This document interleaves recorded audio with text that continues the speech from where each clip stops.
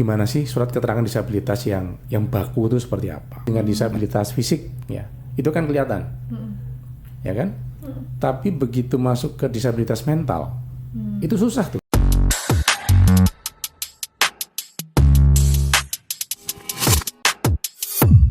Hai Sobat Pertuni, ketemu lagi sama Media Pertuni dan saya Aryani. Saat ini nggak sendirian, lagi edisi spesial kita visiting ke Kementerian Kesehatan. Dan buat host hari ini ditemani juga sama saya, ada Banyu hari ini. Dan sebetulnya Kementerian Kesehatan ini adalah salah satu instansi di mana pusat kebahagiaan itu sebenarnya ditentukan loh sebenarnya. Tapi banyak orang yang tidak aware. Nah, hari ini kita sedang ada di, tadi yang dibilang sedang ada di Kementerian Kesehatan. Bersama kita sudah hadir Bapak Imran Pambudi, Direktur dari lembaga apa Pak? Masyarakat Direktorat Jenderal Pelayanan Kesehatan ya Pak? Ya. Pelayanan kesehatan kelompok rentan. Kelompok rentan. Apa kabar Pak Budi? Pak Imran? Alhamdulillah baik, Mas Banyu. Salam kenal sebelumnya dari kami, kita baru pertama ketemu nih ya Pak? Iya. Baru pertama kali ketemu. Luar biasa sekali. Tadi saya coba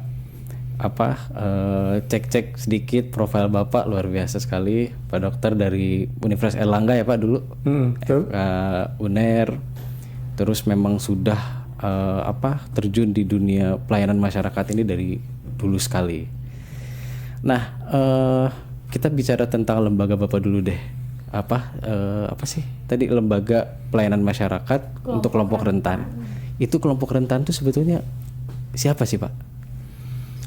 Jadi yang ditangani di dalam direktorat kami itu ada 4. Jadi pertama adalah masalah kesehatan jiwa. Kemudian yang kedua adalah lansia. Ketiga adalah disabilitas. Dan yang terakhir, yang keempat itu adalah hal-hal yang terkait dengan kekerasan terhadap perempuan dan anak. Jadi 4 bidang itu yang ada di dalam penanganan di direktorat kami. Meskipun sebetulnya kalau disebut sebagai kelompok rentan itu akan luas banget ya, termasuk betul. Ibu hamil, kemudian bayi, kemudian orang miskin. Cuman kalau sampai semua diurusin ya direktorat lain tutup gitu ya, pindah ke tempat saya semua. Gitu. Jadi salah satu Bapak ini ya yang paling dekat dengan masyarakat sebetulnya, garda terdepan lah ya Pak ya, karena melayani masyarakat rentan untuk kelompok rentan lah. Garda terdepannya itu adalah Pak Imran ini. Nah, kita hari ini mau ngobrol tentang masalah surat keterangan disabilitas Pak. Karena kan selama ini tuh seringkali kayak di akademis untuk kepentingan akademik, pengajuan beasiswa atau lamar kerja itu diperlukan surat keterangan disabilitas.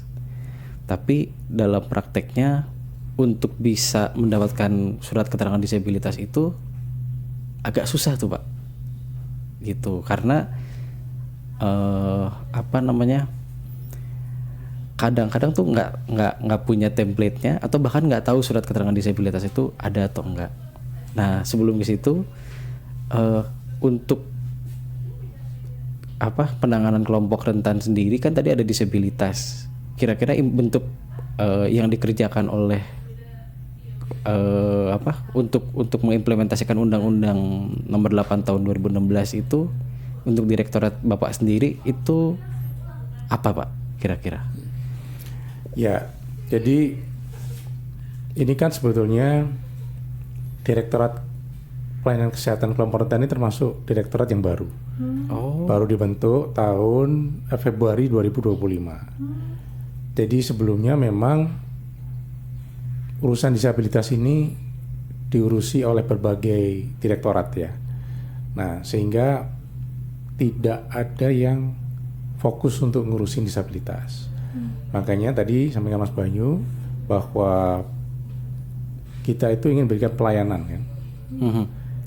Salah satu tugas Kementerian Kesehatan itu adalah, atau utamanya adalah memberikan layanan kepada masyarakat. Nah, kita melihat bahwa yang ngurusin disabilitas itu memang harus fokus ya. Makanya dibentuklah direktorat tadi. Nah, kemudian ditanyakan, apa sih tugasnya direktorat kami untuk ngurusin disabilitas ya? Ya, betul. Jadi pertama, kami ini ingin membuat vaskes-vaskes itu memberikan layanan yang ramah disabilitas. Ya. Baik rumah sakit ya maupun puskesmas. Jadi standar-standarnya seperti apa? Ini kalau standar-standar sih saya kira sudah dibuat ya. Cuman yang melakukan atau mengimplementasikan ini masih belum semua. Kenapa? Karena memang kalau dilihat nggak gampang ya untuk membuat suatu bangunan yang ramah disabilitas ya. Karena disabilitas itu kan macam-macam ya. Ya, kebutuhannya beda-beda. Beda-beda. Ya. Nah, itu yang saya temukan antara yang disabilitas sensorik, kemudian disabilitas fisik itu kan beda-beda. Sensorik pun beda. Nah, yang penglihatan, yang pendengaran kan juga beda-beda. Jadi ini hal yang harus satu-satu diuraikan gitu. Nah, kemudian pertama adalah membuat standar dan bagaimana mendorong ya Pemda itu untuk bisa membuat puskesmas ya yang memberikan layanan disabilitas. Jadi bangunannya yang baik. Nah, kemudian yang kedua adalah untuk memberikan layanan untuk disabilitas kan bukan hanya masalah bangunan kan, Betul. tetapi juga bagaimana servisnya, bagaimana memberikan layanannya, sehingga itu tadi antara berinteraksi dengan berbagai kaum disabel itu kan beda-beda, ya melayani tunanetra, melayani yang tuli itu kan beda-beda gitu ya. Nah, sehingga kami mulai Oktober tahun lalu itu membuat pelatihan-pelatihan ya untuk bisa bagaimana memberikan layanan yang ramah disabilitas. Tapi ini servisnya ya, bukan ke arah bangunannya. Di dalam pelatihan itu kita juga memberikan pelatihan pada nakes tentang ini bahasa isyarat ya, Bisindo ya, karena itu yang banyak diminta juga oleh warga gitu. Nah ini biar satu-satu kita benahi. Kemudian berikutnya adalah tadi yang disampaikan terkait dengan surat keterangan disabilitas ya. Karena ini merupakan amanat ya kan, amanatnya Undang-Undang Nomor 8 ini, di mana surat keterangan disabilitas ini itu memang dikeluarkan oleh nakes ya kan, Nah kesehatan, sehingga ini menjadi dasar untuk surat disabilitas gitu kan, yang akan dikeluarkan oleh Kementerian Sosial gitu kan.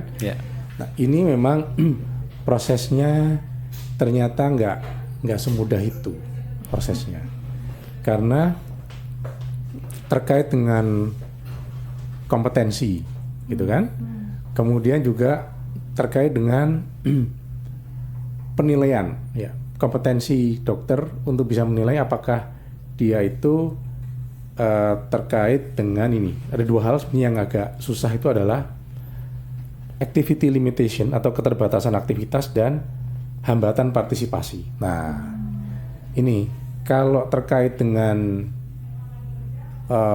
disabilitasnya atau gangguannya, itu mungkin dokter bisa tuh.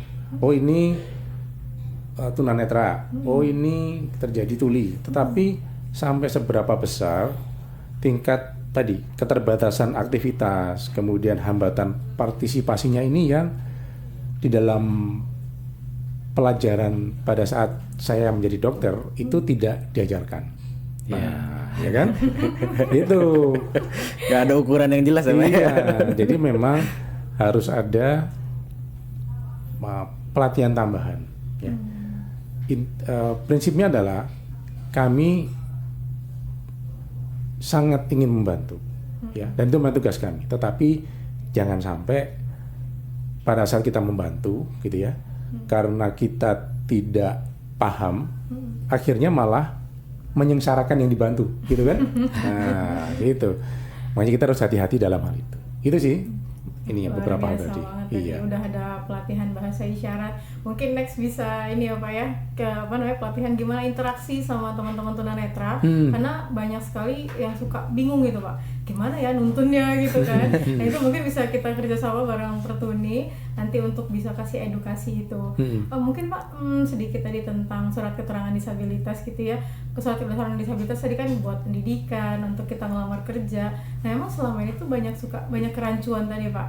Keluarnya tuh dari mana nih? Keluarnya tuh harus dari puskesmas kah? Harus dari rumah sakit kah? Harus dari dokter ahli kah? Atau kami Pertuni pun mengeluarkan surat keterangan disabilitas gitu. Dan kadang setiap instansi itu beda format. beda instansi, beda permintaan gitu. Jadi kadang-kadang kita ke puskesmas tapi yang diminta dari RSUD gitu kan. Gitu Pak. Mungkin udah ada aturannya belum sih Pak sebenarnya? Ya, tadi yang seperti saya sampaikan, ini kan suatu barang baru ya, barang baru yang selama ini memang belum dikerjakan. Jadi pada saat Februari tahun lalu itu, begitu direktorat ini ada, saya minta kepada teman-teman yang ada di direktorat itu ya, kesehatan jiwa, kemudian lansia, disabilitas dan lain-lain itu, saya minta untuk melakukan tanda kutip belanja masalah. Apa sih masalah yang perlu segera kita tangani, gitu ya.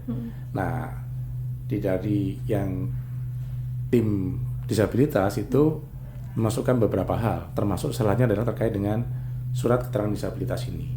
Sehingga proses penyusunan surat keterangan disabilitas ini atau proses membuat pedomannya itu juga baru dimulai, kayaknya baru Oktober ya, Oktober tahun lalu.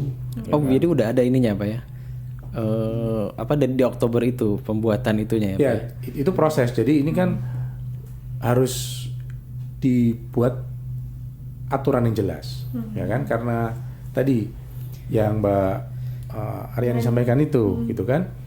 Surat ini kan nanti akan digunakan untuk pendidikan, ya kan? Untuk kerja. Jadi harus benar nih, jangan sampai salah-salah. Nah, sehingga kami Oktober itu baru mulai melihat bahwa ini suatu hal yang penting. Kemudian prosesnya sekarang sedang berjalan ya. Dan moga-moga di akhir tahun ini akan sudah adalah bentuk gimana sih surat keterangan disabilitas yang baku itu seperti apa. Nah, kemudian itu dari bentuk suratnya ya kan. Tetapi dari tadi siapa yang mengeluarkan itu juga harus kita lihat ya. Karena tadi tidak semua dokter itu bisa paham ya tentang hal ini. Nah, misalnya nih, kalau terkait dengan disabilitas fisik ya, itu kan kelihatan. Ya kan? Tapi begitu masuk ke disabilitas mental, itu susah tuh. Ya kan? Susahnya adalah menilai activity limitation ya. Kemudian juga contohnya juga begini, untuk kaum disabilitas psikososial ya atau disabilitas mental ya. Mental ya. Itu kan sebetulnya kalau mereka minum obat, dia nggak disable loh, ya kan? Iya kan? Iya. Ya kan normal dia. Tapi begitu dia obatnya habis atau lupa minum, nah dia akan muncul gejala-gejalanya. Nah, jadi disinilah perlunya tadi tingkatan-tingkatan, sehingga di dalam pedoman yang sedang kita susun, ya, kalau untuk disabilitas fisik itu bisa tuh di puskesmas, gitu kan. Tapi begitu disabilitas kayak disabilitas mental, ya, intelektual, itu harus ke rumah sakit. Oke. Gitu. Nah, masalah yang tadi Bapak bilang bahwa kalau misalkan yang mental gitu atau yang harus minum obat gitu ya Pak, itu kan kalau misalkan dia minum obat itu tidak disabilitas. Nah itu agak bingung juga kita ketika misalkan bikin surat disabilitas saat ini tuh ada limitasi waktu Pak. Berlakunya hanya 6 bulan atau 1 tahun kan biasanya. Sedangkan untuk beberapa disabilitas seperti sensorik netra misalkan specifically, dia kan memang permanen ya Pak ya, bisa dikatakan permanen 99% lah. untuk tingkat kesembuhan itu sangat ya mujizat dari Allah aja kali gitu bisa nyembuhin. Cuman karena ada limitasi surat itu ada berlaku waktunya, agak melelahkan juga nggak sih sebenarnya gitu buat kita sendiri untuk karena kan ini udah jelas nih tunanetra ini udah pasti tunanetra, nggak usah dites ulang lagi kan sebenarnya gitu loh. Iya, jadi memang tadi ini kan penyusunan pedoman belum selesai ya. Jadi di situ juga akan ditulis juga gitu. Tadi masa berlakunya gitu kan, apakah memang perlu diberi masa berlaku atau permanen. Kemudian tadi apakah perlu sampai ke rumah sakit atau cukup di puskesmas gitu kan. Nah, mungkin tadi yang untuk disabilitas fisik ya nggak usah ke rumah sakit gitu kan, udah kelihatan gitu kan. Nah, itu hal-hal yang harus dipertimbangkan, dirumuskan ya, karena kami khawatir ya karena surat ini kan nanti akan menjadikan orang yang punya surat ini mendapatkan privilege, ya kan? Bisa ambil kerja, bisa sekolah. Nah, kami harus mengantisipasi jangan sampai surat ini disalahgunakan, gitu kan? Misalnya, contohnya, gitu ya. Ini sensorik yang telinga, umpamanya. Dia disabilitas tuli gitu kan. Ya. Tetapi kan dengan teknologi bisa menggunakan alat bantu, gitu kan? Alat bantu dengar. Iya, bantu dengar, sehingga dia tidak lagi disabilitas. Contohnya seperti itu, ya. Dan mungkin juga bukannya nggak mungkin lah, ini sekarang bahkan yang tunanetra pun dengan teknologi mungkin bisa tidak disabilitas lagi, gitu kan? Saya nggak tahu nih dengan kemajuan teknologi, gitu kan? Entah itu nanti dengan AI, dengan operasi yang menyambung saraf, itu sangat mungkin terjadi. Jadi teknologi itu bisa membuat disable menjadi able, gitu kan? Dari yang disable menjadi able, jadi yang tidak mampu menjadi mampu. Iya. Nah, ini kan kita harus juga bisa mengantisipasi hal ini, karena jangan sampai nanti tadi ada orang yang tidak bertanggung jawab, gitu ya, menyalahgunakan surat ini, ya, umpamanya nih, dengan surat ini dia bisa dapat kerjaan, gitu kan, dapat kerjaan. Nah, padahal dia sebetulnya dengan teknologi atau sesuatu dia nggak disable lagi. Kemudian ada tetangganya yang tahu, gitu kan. Kemudian tetangganya melakukan somasi, menuntut, yang kena kan dokternya, ya kan. Iya. Nah, jadi hal seperti inilah yang perlu kita siapkan, ya, rambu-rambunya seperti apa sehingga tidak ada yang dirugikan, begitu.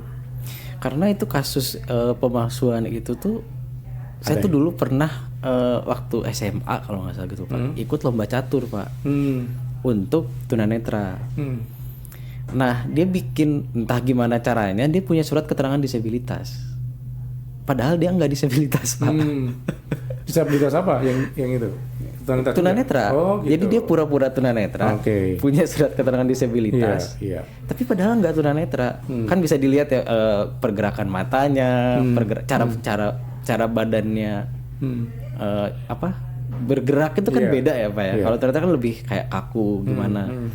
Ini kelihatan gitu. Dan itu tuh banyak terjadi, terutama di dunia atlet itu banyak terjadi yang seperti itu Pak. Nah, selain itu ada ini juga Pak, maksud kami ingin ada satu kali tes, terus kita bikin kayak di luar negeri itu ada yang namanya blind registration number itu Pak. Jadi ketika dicek dimasukin nomornya bahwa oh ini emang tunanetra, nomornya sekian gitu, kayak ID card gitu. Karena banyak banget kasus-kasus di mana akhirnya data disabilitas ini kan tidak ada yang punya detail gitu Pak. Ada berapa disabilitas yang specifically misalkan di Indonesia ini ada berapa disabilitas secara angka pastinya itu nggak pernah ada. Akhirnya kayak bantuan sosial atau pendidikan itu tuh agak sulit untuk didistribusikan ke orang yang tepat. Nah, itu kasusnya Pak. Ya, jadi gini, secara organisasi ya, yang bertanggung jawab untuk ngurusin disabilitas sebenarnya adalah Kementerian Sosial, ya kan? Jadi harusnya yang punya data segala macam itu di Kementerian Sosial, itu sesuai dengan amanat undang-undang. Tugas dari Kementerian Kesehatan itu pertama adalah tadi bagaimana memberikan layanan kesehatannya, dan yang kedua adalah bagaimana memberikan atau ya menerbitkan surat keterangan disabilitas. Jadi dua itu. Nah, harusnya tadi yang registrasi segala macam itu adanya di Kementerian Sosial, dan saya setuju, dan kita semua, kalau saya ingat rapat yang terakhir dari rapat antar kementerian itu memang arahnya ke sana. Begitu. Oh, sudah ada pembicaraan itu berarti, Pak? Sudah ada. Cuman kan prosesnya tadi itu, prosesnya kan harus ada surat keterangan disabilitas dulu. Nah, ini yang sedang kita beresi ya. Sambil paralel teman-teman di Kemensos itu beresin tadi registrasi segala macam itu di mereka. Dan itu dikoordinir oleh Bappenas, saya tahu itu. Oke. Sebetulnya kalau ribet sedikit nggak apa-apa ya, Pak. Yang penting kan kalau kayak permanen kayak gini harus dites dulu ini itu, tapi untuk sekali seumur hidup ya oke lah sebenarnya, ya nggak kayak nih. Daripada kita registrasi hari ini nih dapat surat ini ya datang lagi gitu kan, agak ngapain kan, tunanetranya udah dari lahir begini gitu. Iya. Itu tadi saya sampaikan bahwa dengan kemajuan teknologi itu orang yang dulu disabel bisa tidak disabel gitu kan. Cuma mungkin ini konsep, maaf nih Pak, balik ke yang tadi Bapak bilang tadi kan ini konsep, mungkin Mas Banyu bisa koreksi juga nanti ya. Kalau Bapak tadi kan bilang, oh dengan teknologi kami tunanetra jadi bisa gitu-gitu, jadi able. Itu mungkin konsep secara etimologi kali ya Pak ya, karena memang disabilitas itu adalah sebuah ketidakmampuan gitu kan ya Pak.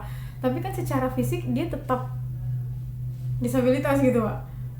Jadi misalnya saya walaupun dibantu sama teknologi, tetap kan seorang tunanetra gitu. Gitu. Jadi secara fisiknya. Secara fisik kami tetap tunanetra, tapi memang able kayak sekarang ini kayak yang saya pakai laptop gitu kan, ada aplikasi pembaca layar, jadi bisa kuliah gitu kan, bisa kerja. Itu kayaknya kalau dimasukin ke standar akan jadi rancu nggak sih Pak? Karena kan teknologi juga kan belum menyebar nih Pak di Indonesia gitu kan Pak. Ya itulah tadi yang saya sampaikan bahwa kalau dokter itu kita bisa tahu tuh, oh ini dia mempunyai gangguan penglihatan. Tetapi surat tanda disabilitas itu kan bukan hanya tulisannya hanya itu, tetapi tadi ada dua hal yang pada saat sekolah kedokteran tuh nggak diajar, yaitu tadi adalah activity limitation sama participation restriction. Nah, benar. Itu dua ini yang akan muncul di dalam surat keterangan disabilitas. Makanya saya belum berani menyampaikan hasilnya seperti apa finalnya, karena kan pembicaranya dengan berbagai pihak kan ya. Betul. Dari sisi hukumnya seperti apa, terus tadi Mbak Arin juga sampaikan dari sisi etimologinya seperti apa. Jadi ini belum final, sedang dalam proses gitu. Tapi ada teman-teman disabilitas yang terlibat nggak Pak dalam perumusan surat keterangan disabilitas ini Pak? Kalau di rapat-rapatnya ada sih, dari KND ada ikut. Oh ada ikut. Oke. Berarti udah ada keterwakilan iya. Kalau teknologi tadi itu sebetulnya saya tuh pernah berpikir hal yang sama sih sebetulnya Pak. Tapi kayaknya kalau 5-10 tahun lagi kayaknya masih belum sih. Di Indonesia sih. Dan kalaupun ada kayaknya akan sangat mahal sih Pak. Karena kan kayak kita mengganti lensa mata dengan kamera misalkan, itu tuh berkepikiran tuh. Tinggal gimana caranya nyambungin antara lensa ini sama otak nih gimana ya. Cuman kayaknya bakal mahal banget deh gitu. Iya, yang tadi saya sampaikan itu kan disabilitas secara umum ya, yang dengan teknologi itu. Contohnya umpamanya dia habis stroke umpamanya gitu kan, ada kelumpuhan gitu. Tapi ternyata sekarang kan ada tuh tungkai bahasa Inggrisnya itu exoskeleton gitu ya, yang semi robotik, jadi dia nggak pincang lagi gitu kan, itu bisa gitu. Kemudian yang saya tahu untuk demensia gitu kan, itu kan orang gampang lupa tuh Mas. Nah, tapi sekarang kan ada itu namanya Google Lens, itu kacamata Google gitu kan. Di situ keluar tuh tulisan gitu kan. Jadi saya kalau saya lupa, saya ngelirik ke Mas Banyu, keluarnya oh ini namanya banyu. Gitu. Jadi itu nggak lupa kan gitu kan. Jadi makanya saya tadi bilang tadi teknologi itu sangat dinamis ya sekarang ya. Jadi bisa secara cepat untuk bisa membantu ini gitu sih. Kami juga tunanetra terbantu sekali sih dengan kemajuan Betul. teknologi. Betul. Nah, mungkin Pak yang mau ditanya juga, kadang-kadang kalau kita ngelamar kerja nih Pak, ada surat sehat ya Pak ya, ada surat sehat. Dan kalau kemarin saya coba ngelamar kerja gitu ya, ada keterangan satu surat sehat dan satu surat disabilitas. Nah saat saya ke RSUD, saya nggak dikasih Pak surat sehatnya. Ya salah satu aja gitu kan. Iya, itu adalah keterangan Pak. Kan sehat di sini kan sehat secara fisik kan Pak, maksudnya bukan keterbatasan kan. Kalau disabilitas kan secara khusus nih Pak. Berarti kalau saya nggak dikasih berarti saya nggak sehat atau gimana gitu. Ya itu hal-hal yang nanti perlu kita perbaiki ya. Karena ya itu memang suatu hal yang saling bertolak belakang ya. Karena kan wajib tuh Pak, kalau di formulir kan kita wajib kan melampirkan surat sehat itu kan. Jadi sehat di situ tuh bukan sehat. Nggak tahu Bapak kalau dokter gimana Pak?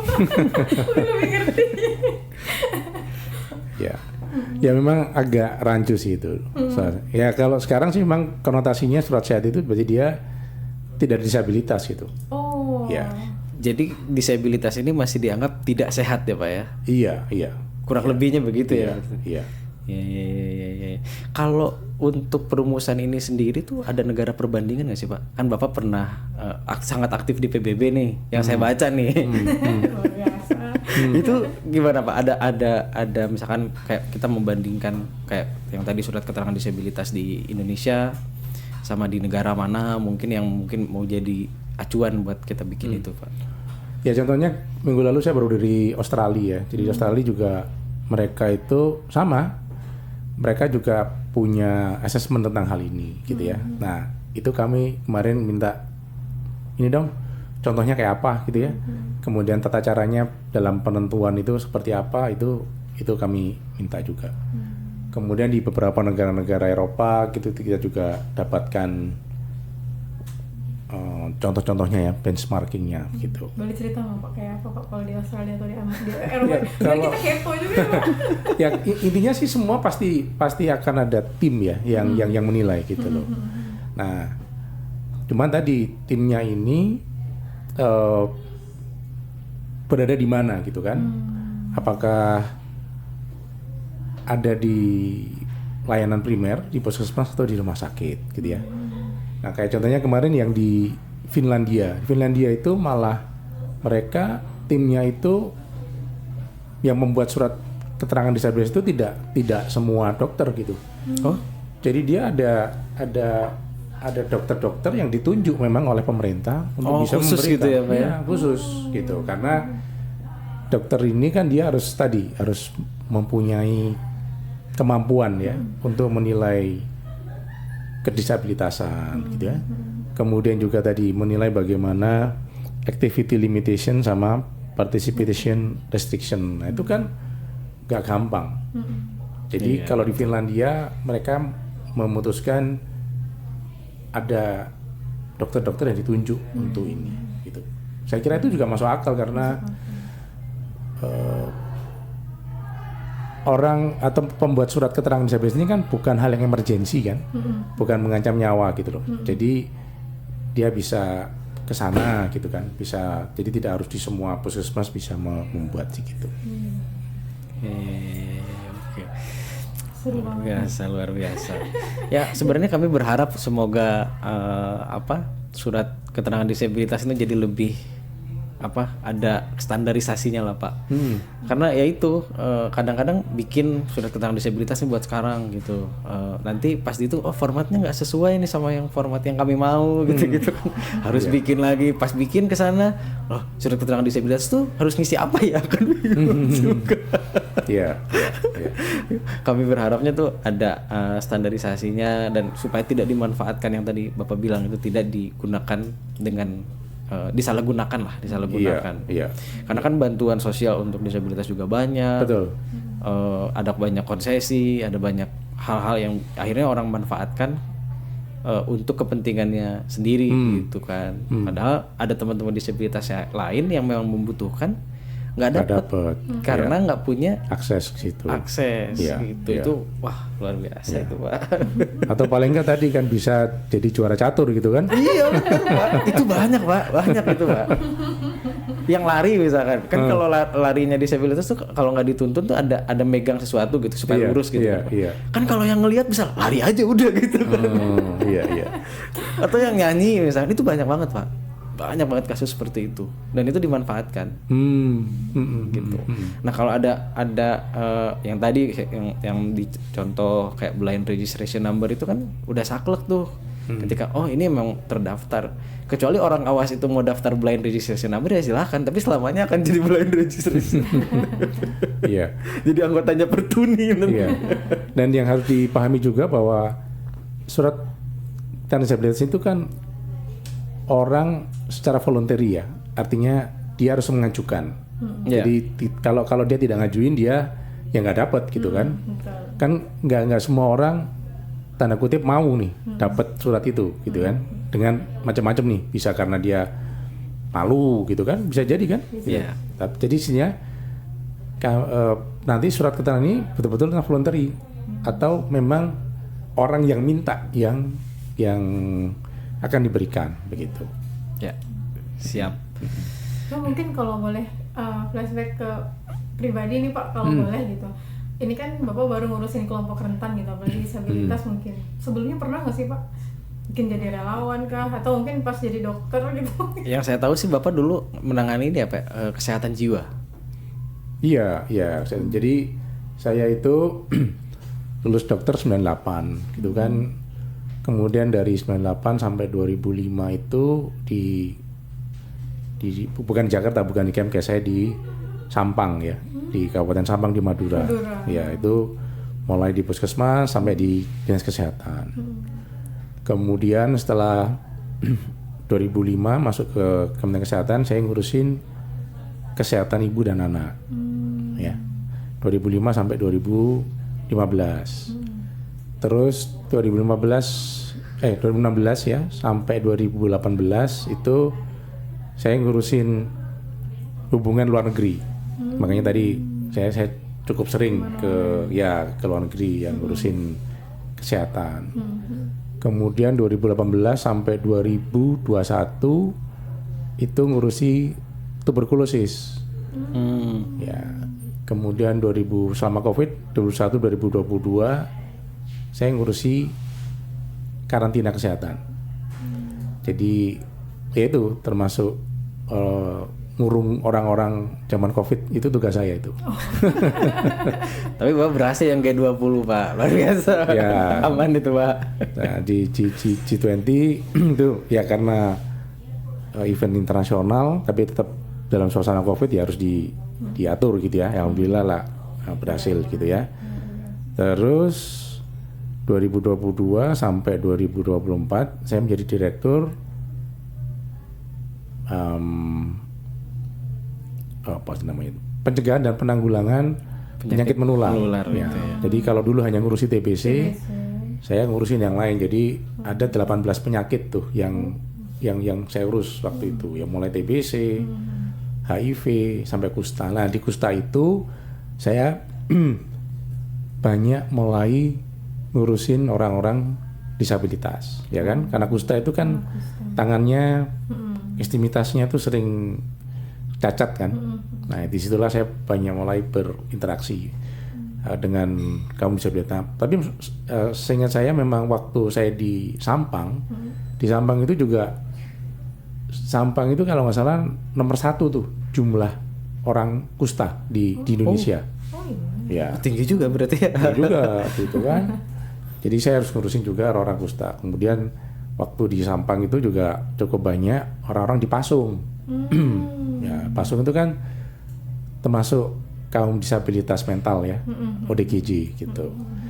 Kemudian tahun 2022 sampai 2004 sampai 2025 ya, itu menjadi direktur kesehatan jiwa tadi yang. Nah, kesehatan jiwa itu kan tadi ngurusi orang Pasung ya kan.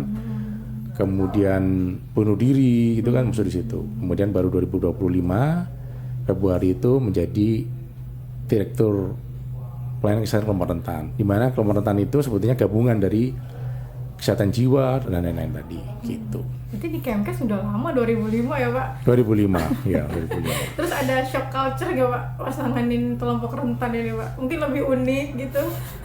Ya kalau ya itu saya kira sih rentan itu 4 hal yang beda-beda kan itu, jiwa, disabilitas ya, tapi semuanya harus ditangani gitu. Ya alhamdulillah sih dulu waktu ngurusin penyakit menular kan ada 18 penyakit tuh. Ya udah terbiasa. Ya gitulah. Jadi pagi ngomong TBC, siang ngomong apa namanya demam berdarah gitu ya. Kemudian sorenya ngomong tentang rabies, ya udahlah. Jadi gitulah. Tapi dari 18 penyakit menular itu ada disabilitas nggak Pak? Nah, ini tadi kalau secara langsung nggak ada. Nggak ada kan Pak? Nggak ada.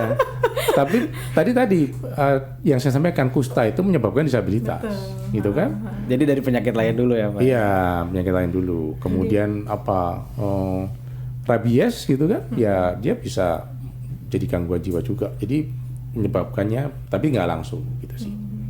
Karena kalau misalkan tunanetra menular, kameramen kami nanti tertular Pak. Saya masih muda Pak. Iya.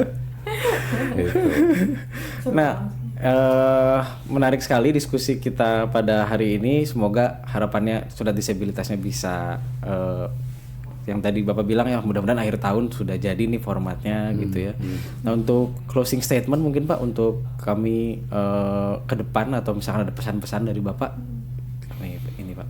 Ya, kalau pesan saya sih untuk kaum tunanetra ya, itu jangan berkecil hati ya, karena kesempatan itu selalu ada, dan saya yakin Tuhan itu kalau pintu tertutup, yang salah satu pasti akan terbuka di pintu yang lain. Amin. Ya. Dan kedua, kami dari sektor kesehatan itu berkomitmen ya, untuk bisa memberikan layanan yang baik ya kepada semua orang, karena itu tugas kami ya, memberikan layanan kepada semua masyarakat Indonesia, bukan hanya yang sehat, bukan hanya yang tidak disabilitas atau able ya, tetapi juga disabilitas. Justru menurut saya adalah bahwa tugas saya itu menjadi tugas pemerintah ya, seperti yang tercantum di Undang-Undang Dasar itu kan, yang meskipun ini nggak langsung ya, adalah kaum terlantar ya, itu kan harus dipiara negara. Ya. Artinya kalau saya melihat golongan-golongan inilah, golongan-golongan yang disabel inilah yang akan, kalau tidak diurus, itu adalah menjadi orang-orang yang terlantar. Ya, jadi itu tugas negara untuk bisa memberikan kesejahteraan kepada semua rakyatnya. Itu dari saya. Siap. Terima kasih Pak. Ada ini sih Pak, apa sih tadi Nyicil namanya? lagi? Hah? Nyicil lagi? Enggak. Oh, udah suruh closing juga kata Bapak. Enggak, aman, bukan. Ada satu cita-cita yang kita nggak bisa raih sih Pak. Jadi dokter Pak. Oh. Serem Pak kalau itu Pak. Ya. Siapa juga serem. Ya. Ya. Bapak terima kasih sekali waktunya, senang bisa kenalan sama Bapak, humble sekali, pengetahuannya luas, terus dia punya niat yang luar biasa buat teman-teman disabilitas terutama. Kami terima kasih banyak, semoga surat keterangan disabilitas ini bisa cepat keluar ininya, peraturannya gitu ya Pak. Dan kami Pertuni siap kalau diajak untuk berdialog lebih lanjut lagi tentang si surat disabilitas ini. Kami sekali lagi terima kasih waktunya, udah mau dari pagi nemenin. Terima kasih Pak. Asbalnya mungkin Ya, itu saja yang mungkin bisa kita sampaikan pada kesempatan kali ini. Semoga nanti kalau misalkan kita mau diskusi lagi, Pak Imran bersedia nih. Oh iya. Ya ngobrol-ngobrol gini aja Pak, kita nggak serius-serius Pak. Iya. Itu saja mungkin. Terima kasih telah menonton. Jangan lupa untuk like, share, dan subscribe. Komen bila ada sesuatu yang ingin disampaikan. Jangan lupa untuk nonton terus konten-konten dari Media Pertuni, dan selamat lagi. Sampai jumpa di episode berikutnya. terima kasih Bapak. Ya, terima kasih. Mbak Ariani, Mas Banyu. Terima kasih banyak.